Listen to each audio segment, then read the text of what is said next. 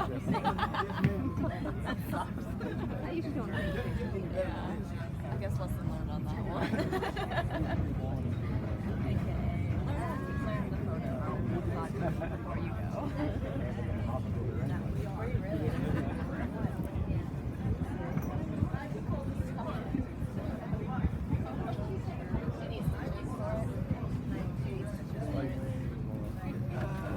Walmart to bring it in. Wow, this is a beautiful John scene. started working at the bakery. Yeah, Still did clearly. You got her. shooters like that.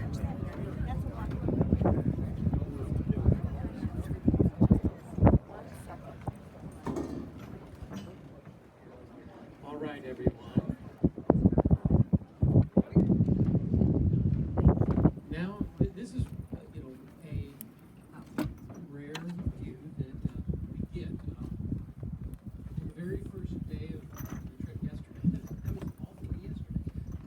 At the end of the day, one of the things I said on our bus was that one of the major characters of the Bible that we can still interact with is the land, the geography.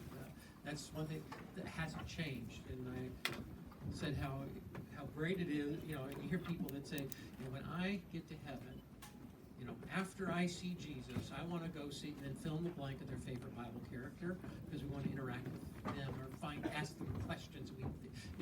And one of the characters that we can still interact with and even ask questions of is the land, and that hasn't changed in 2,000 years. And so when we look around the lake, and now we can see the dimensions of the lake. We're out here in the middle of the lake. The horizon, the hills that are around us, the valleys, the high mountaintops. This is the scenery that Jesus' disciples would see. His disciples, as several of them were fishermen. They'd be out fishing up in the northern end of the lake mostly. We have over here where we started today the plain of Bethsaida. To this we have the plain of Gennesar, where we have driven past a few times and over this way. You can just imagine from those two plains the fishing boats that would have been out, probably starting about this time of the day. They would fish in the evening, not in the heat of the day. They wouldn't catch much fish, but in the evening. They also would, when they fished, you have the story in the Gospel of John where it's after the death and the resurrection of Jesus that the disciples are up here and they're fishing, and Jesus is on the shore, and we see that Simon Peter recognizes Jesus after he tells them to cast their net on the other side. And an interesting thing about that story is we get that Peter puts on his tunic and jumps into the water. Now, most people, if they're getting ready to jump in the water, they're taking off their jacket, right?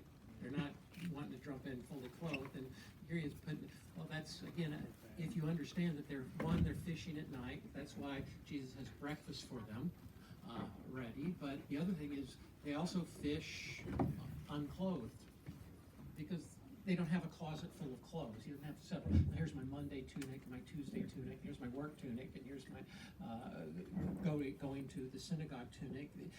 They don't want to ruin their clothes, so they would, when they fish, they take them off and fish, and then when they went to shore, they put their tunics back on. And so, we get an understanding. But out on the lake here, one of the things is, what do you think the conversations were like among the disciples? We catch a glimpse of it. Yeah, they argued about who was the greatest, things like that. But can you imagine when it was just Jesus and the disciples, and they're going to the other side? We read several occasions where they get in the boat and they go to the other side. Sometimes it's from the crowds, that there has been a lot of activity, a lot of people around, and Jesus gets in the boat to get away from the crowd. And even in Matthew chapter 14, we get where Jesus has just heard about the death of John the Baptist.